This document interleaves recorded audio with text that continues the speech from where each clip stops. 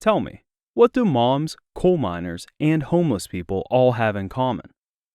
They're all great examples of why we need universal basic income, which is sometimes referred to as UBI. Also, your mom smells. Ha ha! Got 'em! The classic image of a working mom who's exhausted and overwhelmed shows us just how much work goes unpaid by our economy, regardless of the fact that the economy would grind to a halt if it didn't get done. The politics of coal workers holding on to their industry despite the fact that it's obviously dying helps us see how our society can easily make bad decisions simply because we're concerned with putting food on the table.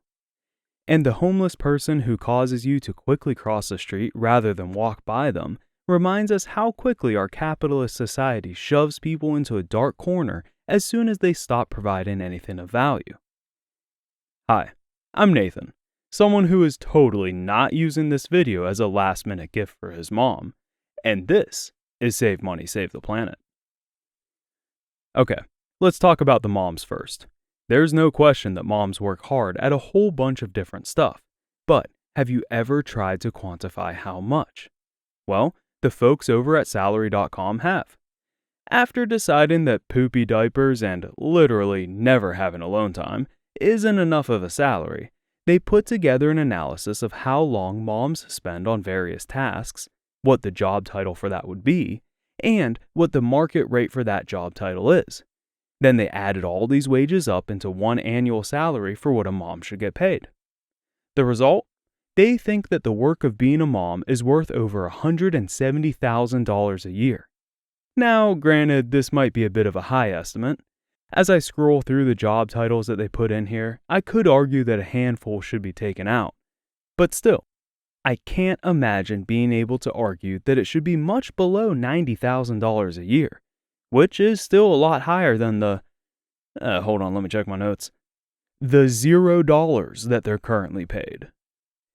The author of Donut Economics even takes some major digs at Adam Smith, who thought up much of the foundation for modern economic thinking.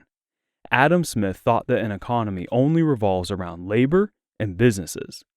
But the author called him out for having this opinion, all while he lived at home with his mother, and she provided him with his food every day, free of charge. Hey, by the way, I'm going to stop saying mom for the rest of the video, and I'll instead say parent. Why? It's 2022, people. Screw gender norms. Okay, so you may be wondering why it matters that parents get paid. Well, for that, I would like to bring up Maslow's hierarchy of needs. Notice the examples of physiological and safety needs. Very few of us actually farm our own food or build our own homes anymore because we've used capitalism to replace these things. Instead, we get good paying jobs. Well, hopefully. And then we use those jobs to enable us to purchase these things from someone else. The issue here is that we have become handcuffed to our paycheck as a result. Now, you have to produce something of value for someone else every single day in order to meet your most basic needs. This type of thinking may sound good on the surface, but when I question it a bit, the dialogue quickly sounds like this. What about people who are creative, like artists? Well, they'd better find a way to sell their art for profit. What about people who are too old to work anymore? Well, they should have saved better while working in order to pay for their retirement. And what about disabled people who can't work? Well, they had better have family members who can support them. And what if they don't? Well, then, stop asking questions. And while you're at it, hit the like button on the video. And that is just one example of how quickly this line of thinking breaks down. At the end of the day, our current system works well enough for the majority of the people, but the ones who are let down by it, they're let down hard. And even so, there's other problems for those of us who do have good jobs simply because we're chained to our paychecks.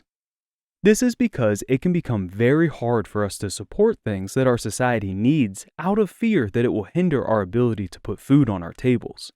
The fossil fuel industry is a great example of this.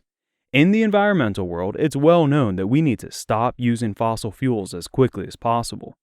But this idea encounters a lot of resistance from, alright, get ready for this shocker, from the fossil fuel industry. This article by Vox can help shed some light on why this happens.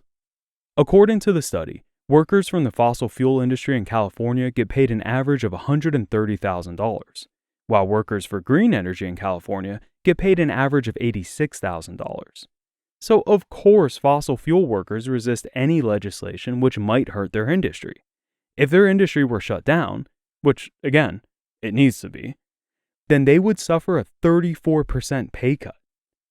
Now, we're trying to get around this by offering programs which will retrain people for new industries, and that's great, but I can't help but think that UBI is a more elegant solution. A normal part of industry is for new technology to come along and replace older tech. Oh, you don't agree with that? Alright, fine, go ahead. Take your public streetcar down to your local Blockbuster and rent me a VHS of Die Hard. Oh, and grab some popcorn, but make sure you get the good stuff. Lots of trans fats. Well, I'm waiting. Alright, I think I made my point.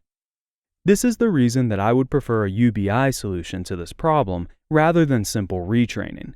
It's going to happen again eventually. Now, I might sound like some huge UBI fanboy these days, but this wasn't always the case. In fact, I didn't even know what it was until Andrew Yang was running for president in 2020. My first reaction to his claims was a very supportive, someone throw this guy in the loony bin where he belongs. So, yeah. I guess I owe you an apology, Mr. Yang. Unfortunately, I don't think Mr. Yang is a subscriber of this channel. So, I'm gonna need your help getting this apology to him. Share this video with one friend, and then let's keep that share chain going long enough, and we should manage to reach him. Alright, I'm assuming that we made it. Andrew Yang, I'm sorry.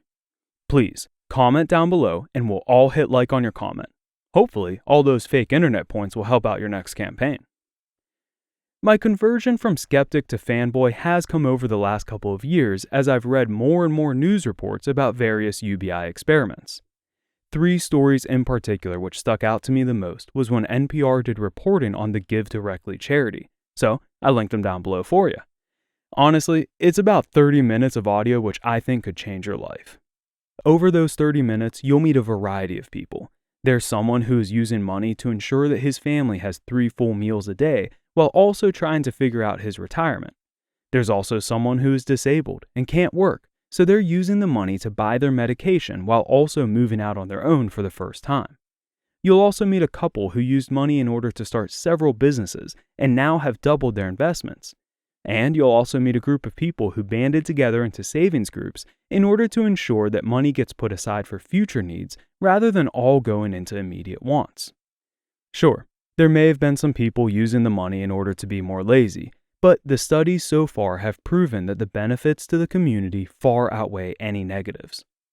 Honestly, it shouldn't be rocket science to understand that people who are no longer at risk of starving or being homeless start making more strategic decisions. But here we are. So, where would be a good place to start with UBI? Well, America has already started with child tax credits, which are definitely good, but I would like to see them more widespread and officially written into law, so that they don't disappear anytime soon. Next, I would like to see us focus on turning industry subsidies into UBI. Take oil and gas subsidies, for example. Currently, those are put towards propping up our car infrastructure. But what if we gave that money directly to citizens instead? It would instantly become much more flexible. One person might use this money to help pay to put gas in their car, while another might use it to pay for the monthly payment on an EV. Still, another might use it to purchase an e-bike, and there's plenty more ways for people to spend it. You see? It's starting to sound a lot similar to the NPR stories about Give Directly, huh? And the cool thing is that all of our countries probably have loads of subsidies which they could do this for, which would hopefully barely affect our budgets, all while making our society much more flexible to change in the ways that we need it to be. But I'm no economist, so please comment below with any other data that you might have, or just say why this idea makes you nervous or excited. Normally, I like to wrap these videos up with tips on how to save money, but I feel like it's getting a little long. So how about we compromise? I'll end it here if you promise to take this time and go call your parent. Deal? Alright, now go make a difference today.